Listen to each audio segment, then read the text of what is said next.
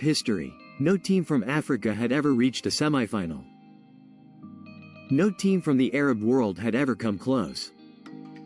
And then, in the winter of 2022, in the deserts of Qatar, one team rewrote that entire history in the span of 3 weeks.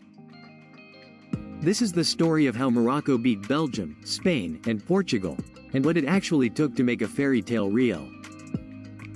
Chapter 1. The blueprint nobody remembered. To understand 2022, rewind to 1986. A young Moroccan side, coached by José Faria, did something no African team ever had. They topped their World Cup group, ahead of England and Portugal, advancing to the round of 16. They lost narrowly to West Germany in the next round, 1-0. It was a glimpse of what disciplined, organized African football could achieve.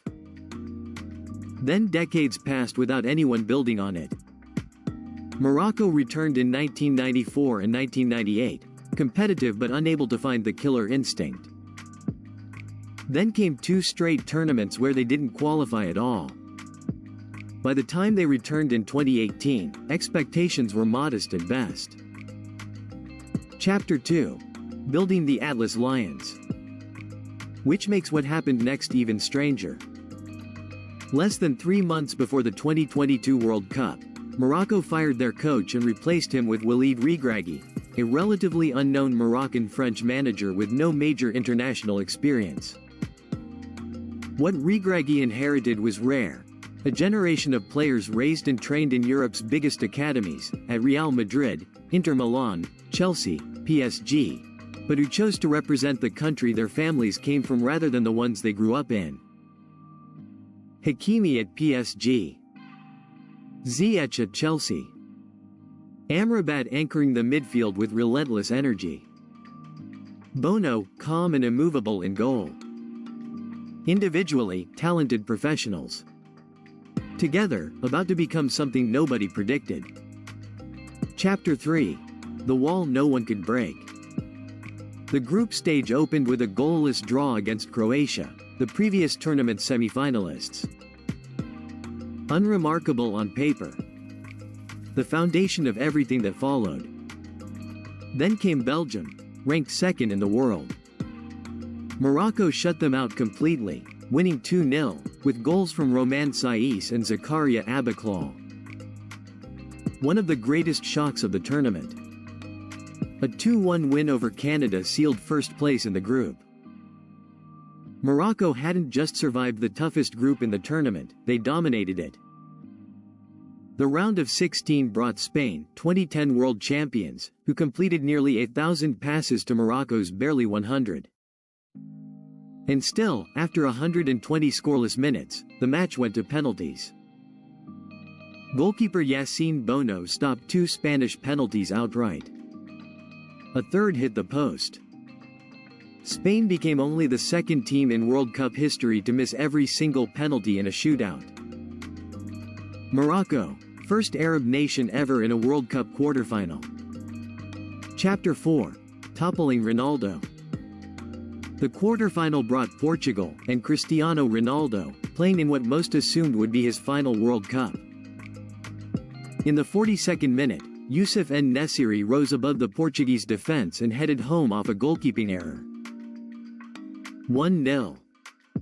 Ronaldo was introduced from the bench, chasing one last moment of magic. It never came. Goalkeeper Bono denied him point blank. The final whistle sent Ronaldo walking off the pitch in tears, and sent Morocco into the history books as the first African and first Arab nation ever to reach a World Cup semifinal. What made it resonate even deeper were the moments after the final whistle.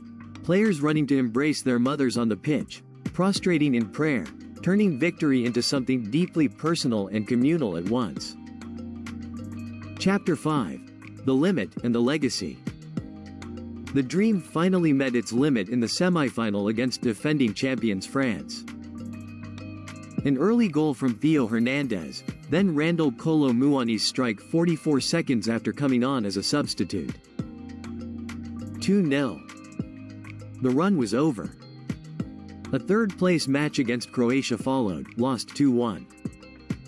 Fourth place. A defense that had conceded only 1 goal in 5 matches, and that goal, an own goal, finally cracked twice in 2 games. But nobody remembers 4th place as a disappointment. They remember a team that beat Belgium, Spain, and Portugal. A coach hired 3 months before the tournament who called his own players the Rocky Balboa of this World Cup. A nation watching an entire continent's flag get carried further than it ever had before. What Morocco proved in Qatar wasn't just that an underdog could win a few matches. It was that the gap between football's traditional powers and the rest of the world was smaller than anyone had admitted. The proof came quickly. Morocco's qualification for 2026 was close to flawless. Their world ranking climbed higher than any African nations in decades.